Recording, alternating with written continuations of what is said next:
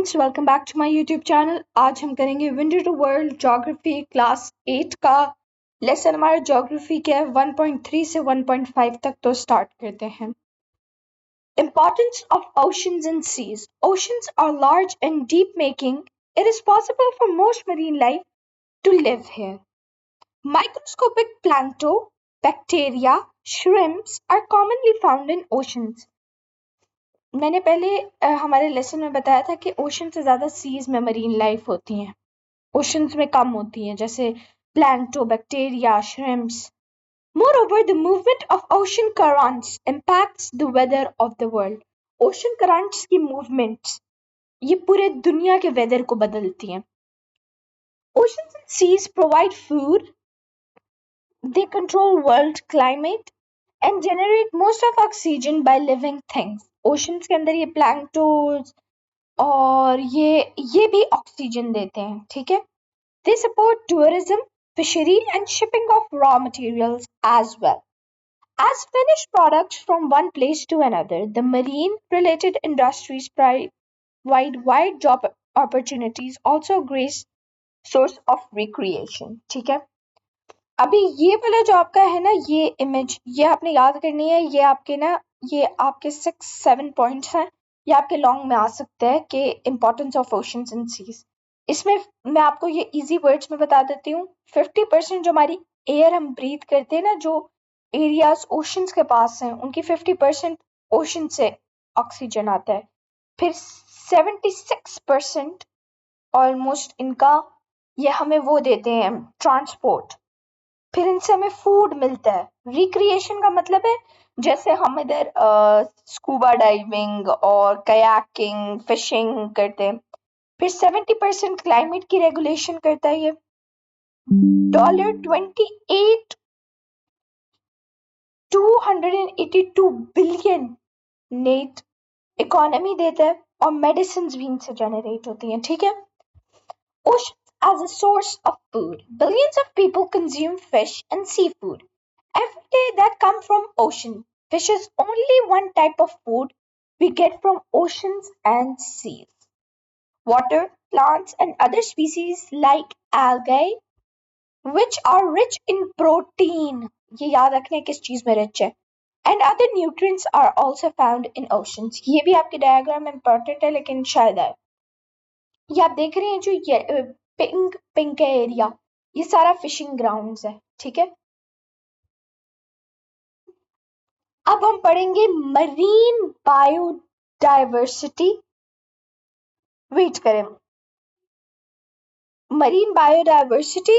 There's a variety of marine life present in the ocean of world, including animals, plants and microorganisms. ठीक है, किस type की है.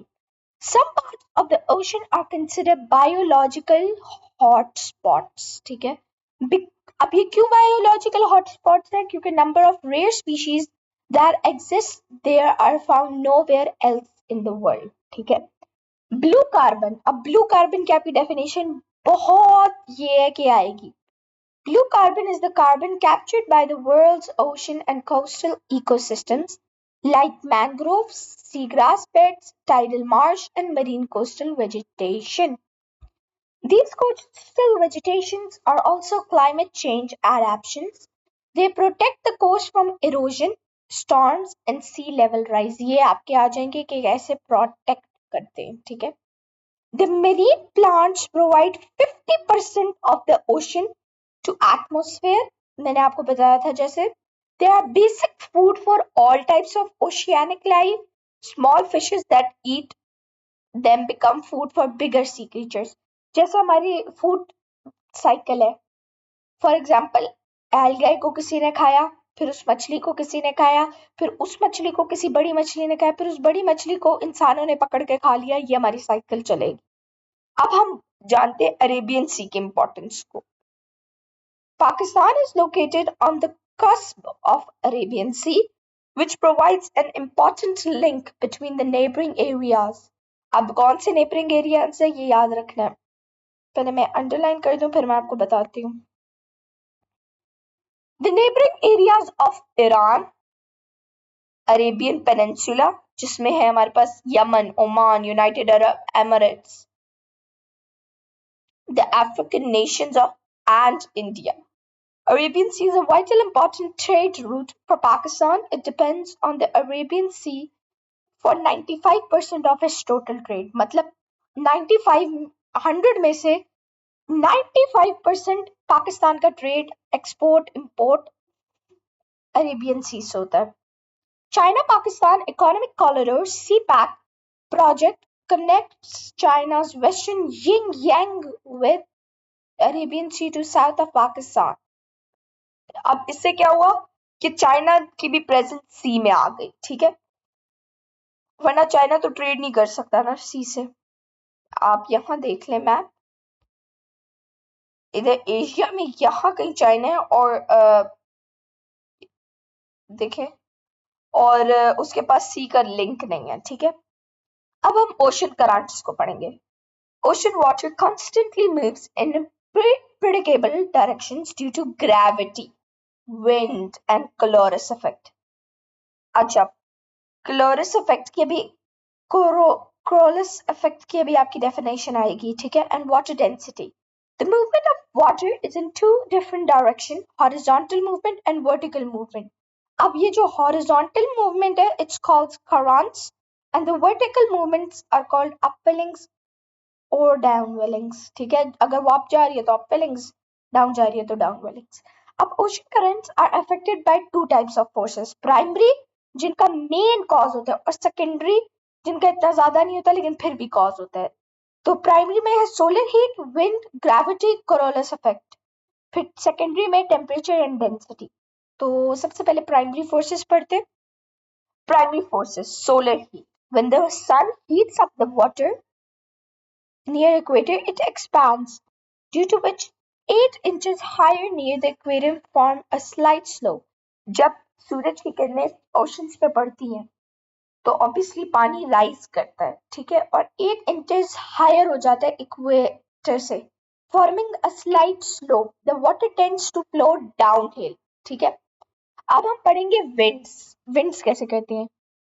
Winds blowing across the ocean causes friction between water and surface of the wind, causing the water to flow in the direction of wind and pile up. अब क्या है कि अगर विंड, मैं आपको इससे बता देती हूँ, अगर विंड इस तरफ है ना तो वाटर का फ्लो भी इस तरफ होगा. ये विंड का फैक्टर. ठीक है, अब क्या है gravity. Gravity pulls water downhill. Gravity का हमें पता है जो चीज भी है वो नीचे की तरफ खींची जाएगी. ठीक है, अब Polaris effect है, नई चीज है, ये याद रखें. Because of Earth's rotation, all fluids towards north of the equator tend to bend to the right. जो नॉर्थ की तरफ है वो राइट तरफ आ जाएंगे. Fluids in the southern hemisphere tend to bend to the left. ठीक है, फिगर 1.6 ये वाली figure shows clockwise and anti-clockwise movement of the surface in the oceans caused by Coriolis effect. ये देख लें, ये वार्म करंट्स है रेड वाले हमारे, और ये कोल्ड करंट्स हैं. ठीक है, this is how the cold and hot water circulate through the ocean along the shape of coastal line and direction of wind. ये आपका Coriolis effect आ सकता है. अब आते हैं secondary forces में. The secondary forces affect ocean currents are the difference in temperature and density of water.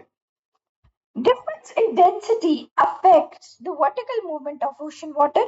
देखिए, अगर आपकी डेंसिटी डिफरेंट है तो वर्टिकल मूवमेंट अफेक्ट होगी. Cold water and water with high quantities of salts is denser and warm, and less saline water.